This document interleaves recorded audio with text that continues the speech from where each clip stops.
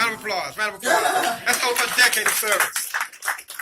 I did this in Boston for 13 years, but I honestly didn't find my voice until 3 years ago. So it was during the unrest, uprising, however you want to term it. I felt as if it awakened the spirits of the Thurgood Marshalls, the Frederick Douglass, the Harriet Tubmans. When you start looking at organizations like Leaders for a Beautiful Struggle and the Kids Safe Zone, it awakened this energy that we were no longer going to wait for people to tell us who we are, what we could do. We were owning our story. Billie Holiday, it awakened this rise of the Black creative class. And it was at that point that I realized that I was being put in a position that I should not take for granted. I grew up in Sandtown, Winchester. Apartment K, Winchester Street Apartments. I'm a product of the Baltimore City school system. I'm the student that used her uncle's address in Roland Park in order to get into schools because my mother knew how to hustle. You had to hustle the system to make sure that your children could succeed. My mother would tell me, do not tell people our address. So we live off of Strickland and Saratoga. And I was quick to say I'm from downtown West Baltimore. Any place that I went, downtown West Baltimore, my mother would say, stop.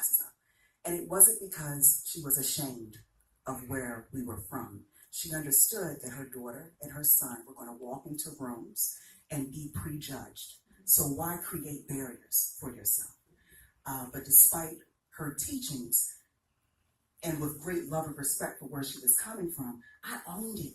I loved to see the look of complete surprise when I would tell people on the campus of Morgan State University that I'm from Baltimore.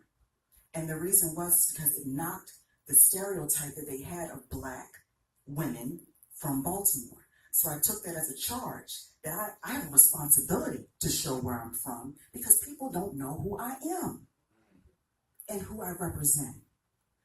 So 13 years in, during the unrest, I said, I gotta own it. And I've been blessed at Visit Baltimore to be around good people, great support.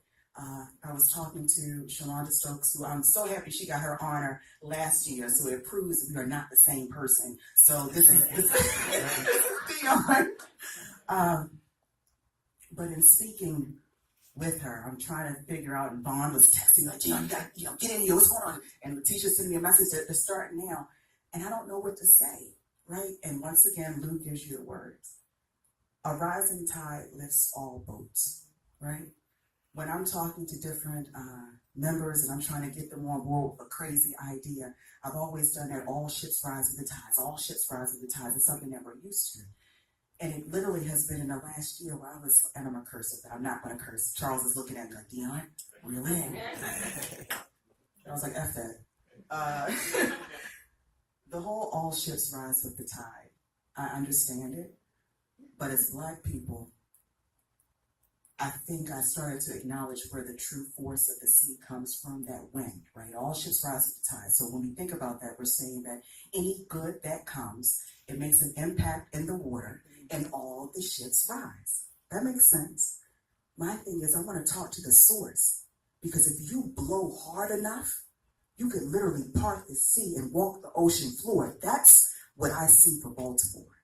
We have got to be the wind. We have got to get behind each other, because that's where the force is. So from this day forward, with having 3 boys under the age of 6, my oldest is 6, Sean Christopher Weems, my twins are 4, Liam Nasir Weems, Emery Amir Weems. I'm blessed to have a husband who supports all of this energy and force here. It is my duty, it is your duty, it is our responsibility to let the words of Baltimore ring out, because you cannot tell the American story without including Baltimore in it. You cannot tell the American story without including our names as the period to that sentence. And I'm passionate about it. I am enthusiastic, I love to have fun, but best believe I'm strategic and smart. And I know that we are sitting on a gold mine, and I refuse to allow people to come into this city and take advantage of the riches that we created. Hell no. So as long as I have breath in my body and an energy to move, I'm going to do it for Baltimore. And I'm thankful to everyone from Visit Baltimore who came out. Thankful to Al and the leadership staff in here. To my girl Letitia, literally, oh, I can't believe it.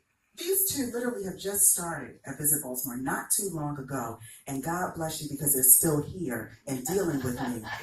But Lou, in ending, I just want to say that in the 13 years that I've been at Visit Baltimore, I've never been honored. Oh, God. I've never received an honor before. I didn't even know how to process it. Wow. If it wasn't for Bond saying, you better move your ass and get on in here, I really wouldn't have known what's going on. It feels good. And I appreciate it sincerely, because I don't care if you're only standing in front of one person. One person. And okay, that was one person. It only takes one. And I'm willing to be one of them. So thank you. Sincerely. You're welcome.